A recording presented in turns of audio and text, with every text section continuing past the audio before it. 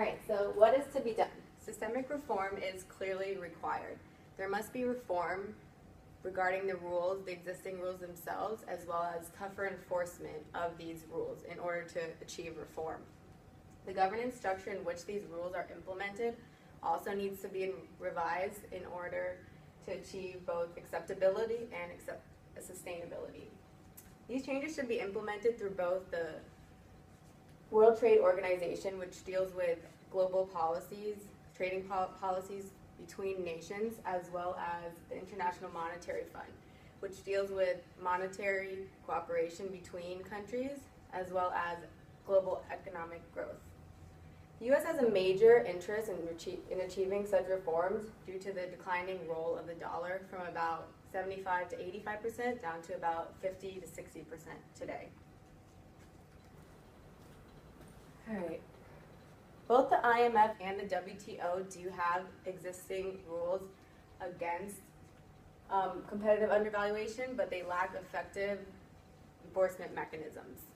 In the case of the IMF, the rules are clear, but they have no effective enforcement mechanisms.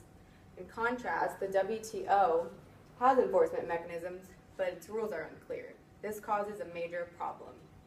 The idea of one global currency is not currently reliable. Therefore, we need to come up with new policies or adjust existing policies in order to achieve reform.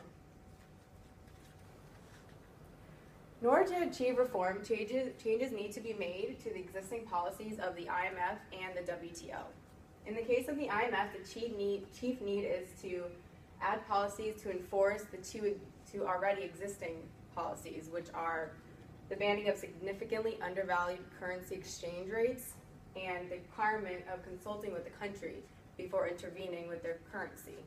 Although these two policies do exist, there's little that's being done to punish those countries who don't follow or cooperate with the rules. Along with that, one major change needs to be made to the WTO, which would be to add manipulated currency undervaluation to the list of banned export subsidies. This would allow countries who are being injured by global currency manipulation to form a coalition. They can form a coalition to tax the export subsidies of those countries who are manipulating their currencies. This is something that Brazil is actually actively pursuing today.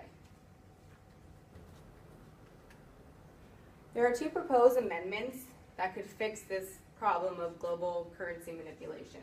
The first one would be countervailing currency intervention, in which one country offsets the negative impacts of currency manipulation of the other country.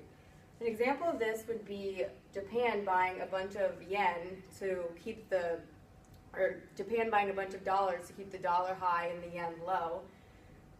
The U.S. should in turn buy a similar amount of yen to offset that negative effect. Another amendment could be placing taxes on the buildup of foreign exchange reserves of the manipulator country. This amendment would work better for countries with inconvertible currencies like China, in which the countervailing currency intervention amendment would not be so effective. These changes can be made by either amending the charter or just by spreading enough global awareness on the issue itself. No matter what the amendments may be, they must solve both the two key problems of global misalignment and global manipulation. The main purpose